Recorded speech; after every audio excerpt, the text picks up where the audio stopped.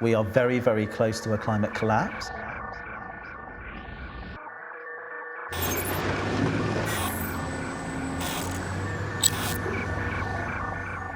I wonder if there really is a consumer of fashion, because we're not really consuming it, we're just buying it and then getting bored of it and getting rid of it.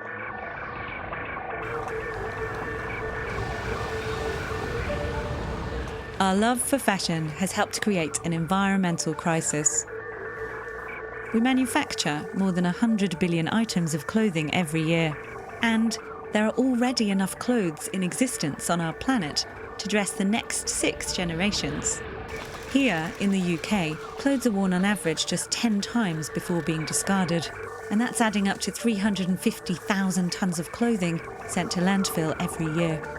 This culture of excessive consumption and extreme disposability is unsustainable.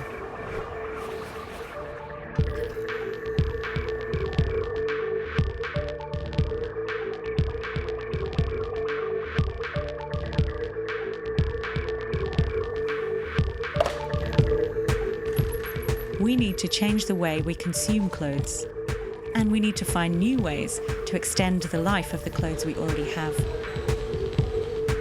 Vanish, in partnership with the British Fashion Council, is shining a light on the new generation who are refusing to accept the way things are, and instead are taking bold steps to change all of our futures.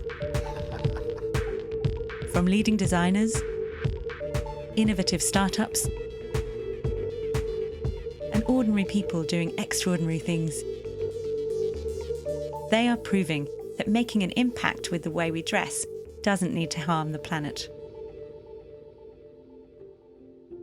One day I was in my kitchen and I was listening to an environmental scientist talk on the radio, and what he said was actually it was frightening, it was quite disturbing.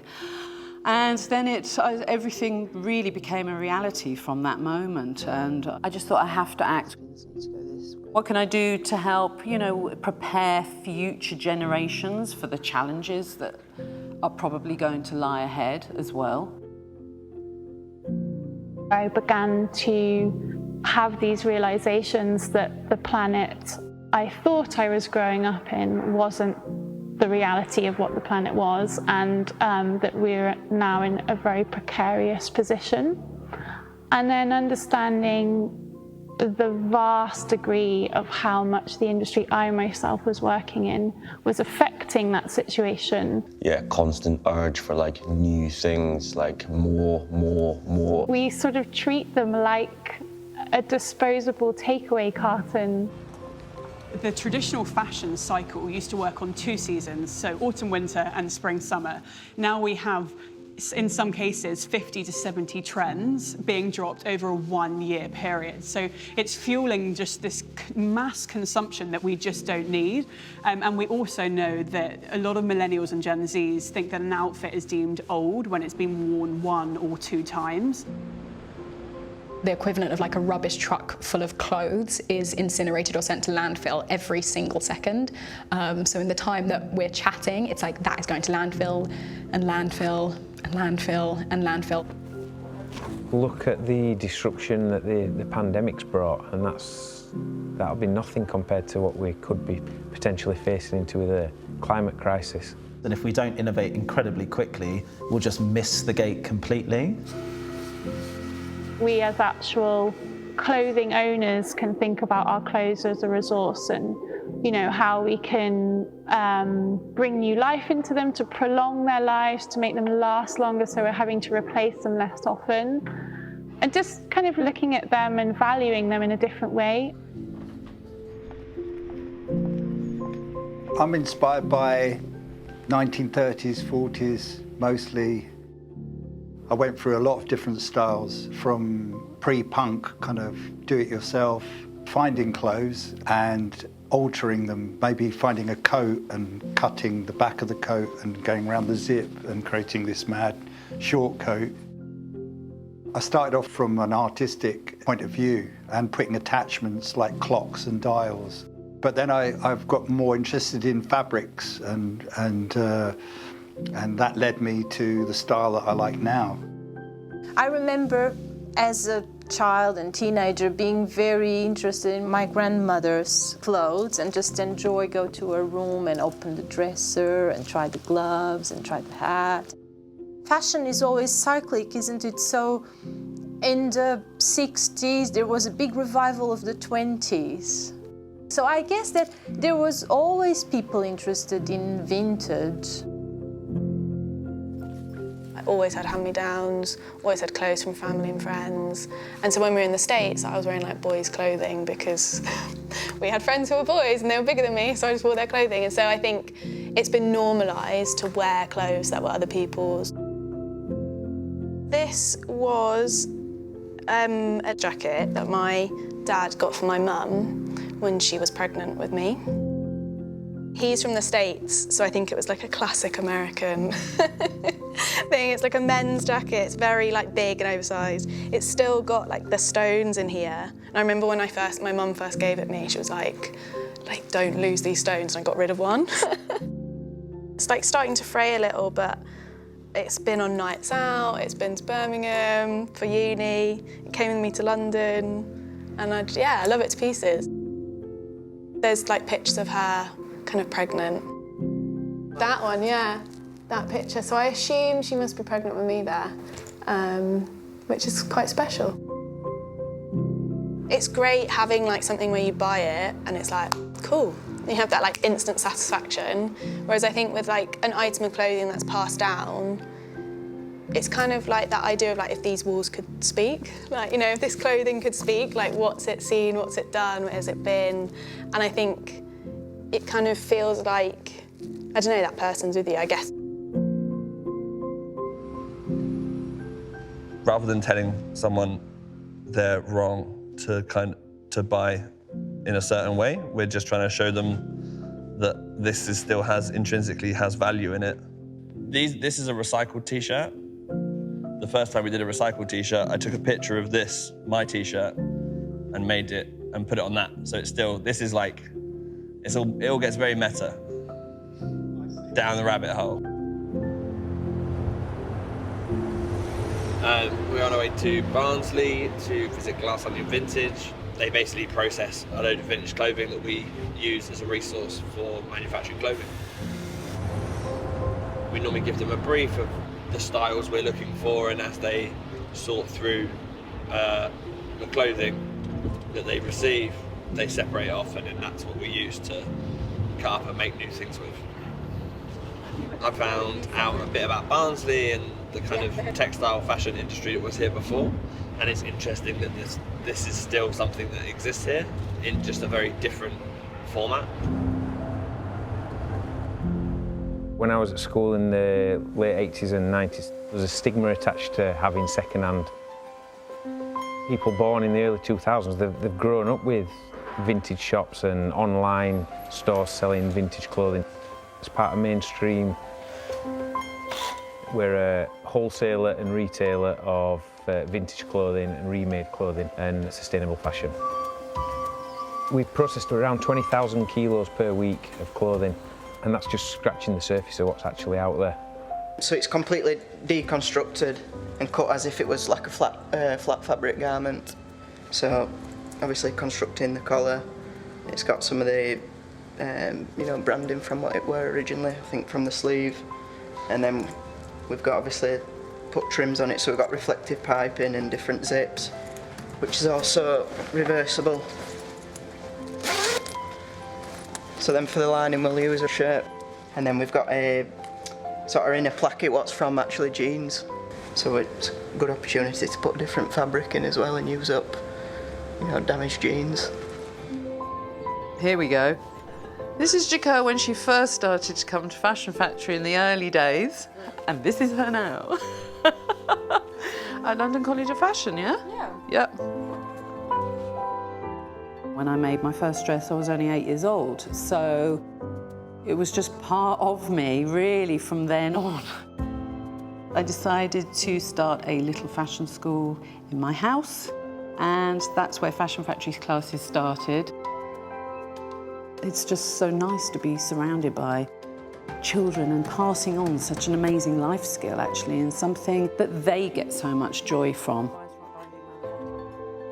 have a lot of people that know I do fashion and upcycling and stuff, and so lots of people have come to me asking, like, how do I start upcycling? What can I do? Which is a nice feeling that I can help improve the planet through multiple people and like teach other people, and hopefully they end up learning and teaching others, like a pyramid scheme. I started shopping secondhand as a sustainable way to shop. That was charity shops and thrift stores, and I came across a huge problem, which was that I was finding pieces that I loved that weren't my size. And literally I was just like, great, so I want to alter them. I don't know how to sew. My mom doesn't know how to sew, my dad doesn't know either. And then also I didn't really know about local seamsters. I didn't know where they were, how much they were, if they were good. I am the founder of SOJO. We connect customers to local seamster businesses with an app and bicycle delivery service, so you can get your clothes fixed or fitted really easily. I ruin clothes, I ruin trainers, I ruin clothes. But I do sew patches on them and I do repair them, and then I kind of like that. I like I said, think that's when it kind of becomes yours. And it's not like, yeah, I went to uni and studied fashion, but you can go on YouTube and work out how to like put another piece of fabric over the top of something. We do quite a lot of proactive fabric sourcing where we're approaching other companies or other design studios who might have overstock or waste or off-cut fabrics. I source fabric from like antique dealers, stuff that's like old, like stuff that people want to throw away, or they think, oh, this is like, you know, it's crap, or there's something wrong with it, or there's rips. This is French Matisse. It's like a linen cotton mix. Must be like 1920s, maybe a bit older. The quality of this fabric doesn't exist. Like, I mean, it does exist now, but not, it's quite hard to find. One of the things I did at the time a lot was rugby laundry for our college and the uni rugby kit. You'd haul it down to the facilities in the basement of the college, which were awful, and then wait for the single machine out of the bank of 10 to become free, and then do the washing. And I decided at that moment, this can't be the solution. Oxwash is a truly sustainable laundry service. We wet clean everything. It's basically like the concept car of laundry, where completely different chemistry, the machines are modified and emulate hand washing. So it's like a super gentle, much more sustainable washing method. This is about 3 days of use. This is full of hundreds of thousands of plastic microfibers. A third of all ocean plastic is polyester and polyamide from our clothes, which, as you can imagine, is so small. God help us trying to capture that from the oceans. Much easier to just catch it when it's coming out the washing machine. I took these photographs in Denmark of my niece and my nephew.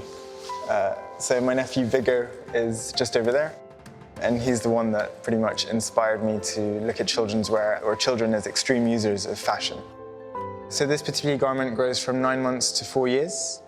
That's 7 discrete sizes. And it's made from a durable ripstop construction with reinforced knee patches. It's all non-toxic for children. And finally, it's made from recycled plastic bottles. This is a reset function, which we've built into the structure. So if you just tug it horizontally, it just resets the entire garment. And when it's being worn by the child, obviously they're moving around and everything, so it's constantly just resetting itself and kind of amorphous, which I think is really cool. I started my HURR journey 3.5 years ago now.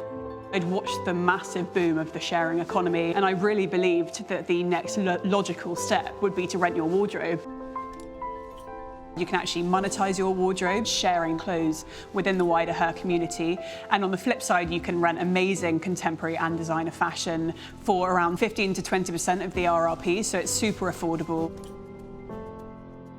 There is no question that we need to slow fast fashion, and actually what we want to prove at HURR is that you can have access to clothes without having to own them, and that's a big consumer shift but also brand shift. And I think one of the most exciting kind of innovations in our space is that brands are trying rental for the first time, and we're proving to brands all day every day that rental's not a tick box sustainability exercise, it is a revenue driver for a business, and that is the way that the world should go. It's not a trade-off. You can be sustainable and a profitable, viable business at the same time. Basically, it was my brother's birthday about 3 days ago, and this is a second-hand suit. Originally about 2.5 grand. We basically found it for £250.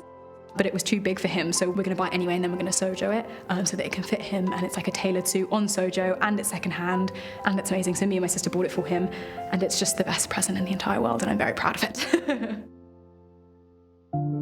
You can think about what you already have. It's a well-practiced verse in this area of fashion that the most sustainable clothes are the clothes we already have. It's up to the consumer, I think, to think about what their responsibility is. If I spend money on things, not that I've got any money at the moment, but if I spend money on things, I don't feel as fulfilled as when I actually make something with my hands or use my mind to reinvent something that I've already got. Sustainable is something that is going to morph into something else. It's not going away. It's not going to end up in landfill or in the sea or cluttering up somebody else's country. It's going to go on as long as it can until it completely falls apart. And then no, even when it falls apart, it's still going to continue. Yeah, it's just going to be used and used and used. I think it's really important to sort of tune into, you know, how much effort goes into making something and creating something. There's nothing better than really creating it yourself. There are dresses which have been made out of jeans, and then we've patchworked the legs together to make the sort of full skirts on them. We've used bed sheets, which we've tie-dyed to make little jumpsuits. Pretty much everything that you see there has been upcycled by them. Like, there was a kid on Instagram who'd like ripped his favourite pair of jeans of ours that we don't make anymore, and he'd like completely fixed them with like hand embroidery and stuff. Like, that's really exciting. And it kind of becomes like, you know, it becomes like their own little collaboration with our design, which is fantastic. I see people buying stuff and I'm just like, you're literally going to wear that for like 3 wears and then that's it. Whereas, you know, you can get a really good basic thing that you'll wear forever and form like a key part of like every outfit you wear. It's about owning less and buying better. So when we are considering a purchase, really think to yourself, can you wear that item, and are you going to wear that item more than 30 times? And are you going to have it in your wardrobe year after year, season after season? If you can't, then just really think before you buy. That's the #1 thing, it's buying products that are going to last. That'll solve a lot. If you buy one really, really good shirt that is going to last, you can wear it for years, and then when you then recycle it, somebody else is going to be able to reuse it.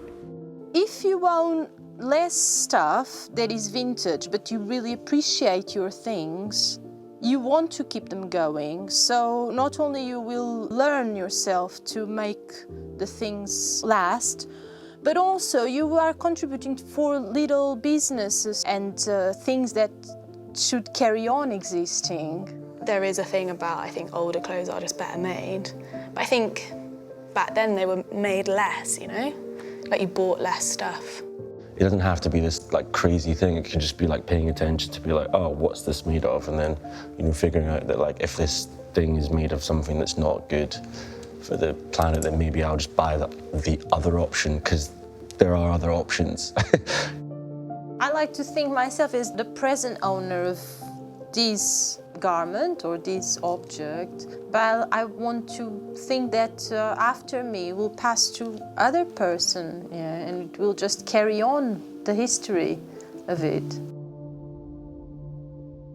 According to WRAP UK, extending the lifespan of one garment by 9 months can reduce its environmental impact by 20 to 30%. I think people must be getting to the point where they realise they've got loads of clothes in their wardrobe and most of them they're not wearing, and that maybe we should start doing something about this. I guess for me, it's a lot about not washing them too much.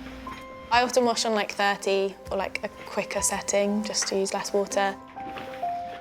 You can use special, like, I think they're called guppy bags inside the machine. You can even get special filters now so that the microfibers don't go into waterways. Use less chemistry that's biodegradable, an eco-label. use less water. You know, you really don't need to use 50 litres per kilogram. It's nuts. You can use settings on washing machines that bring that down. The temperature is the absolute kicker. Increasing from 40 degrees to 50 degrees increases the amount of degradation of the clothes by up to 6 times, just 10 degrees. I'm not suggesting that every single piece of clothing in the world should be made out of old clothes. That's probably not possible. I mean, it probably is possible, actually. It's important to leave the world better than you found it. Oh my God, it's so cheesy, I can't say it. I don't want that in there. But it's how I feel, like, it's how I feel. There is hope, and the more we talk to each other and the more we share our solutions, the more hope that there can be and the more positive movement forward we can make. You need to take different approaches to different smaller problems and solve those one at a time and try to shift the course of this behemoth ship onto like a better path. And then it probably gets darker as you go, because then that bit's kind of plain. I'm not going to judge someone for buying socks or boxes from their high streets or whatever, but at the same time, I've had an education. I've paid to learn and to acquire a certain amount of knowledge, and in my mind it's just logical that I use that knowledge to do something different rather than doing things that already exist.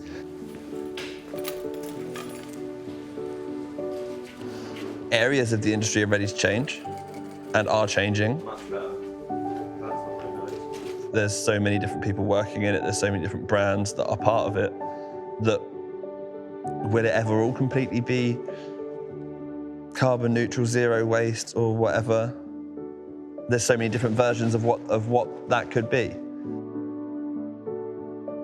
10 years ago, you probably rented someone else's house for the first time. It's the same shift happening in fashion today. We know, and take it from me, that the moment someone rents once, they come back and rent many more times with us. So I think the scariest part of trying something new is just getting started.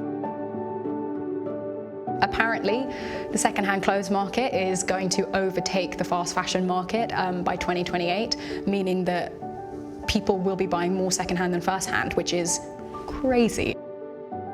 You could upcycle anything, you know. If you've grown out of something, I've made plenty of my dresses or skirts bigger. It's not that hard to do. It's just about showing different ways and showing that there's alternatives and interesting stuff to look in the past, and and just enjoy it. You buy it, you wash it, you repair it, you rewear it, you repair it again, you rewear it again, and it keeps its life cycle. We're just at that kind of inflection point where it's going to rapidly increase to the point where people are much more conscious of their impact. They wash sustainably, they buy sustainably, they use sustainable services that are truly, or at least very close to net zero. So I'm super optimistic. If everyone starts upcycling like we're doing, then all of these fashion companies, they might try and upcycle the things that they've done. I think the next generation are pretty scared, and our generation are pretty scared, so are all trying to take baby steps, but it relies on everyone taking those baby steps, I guess.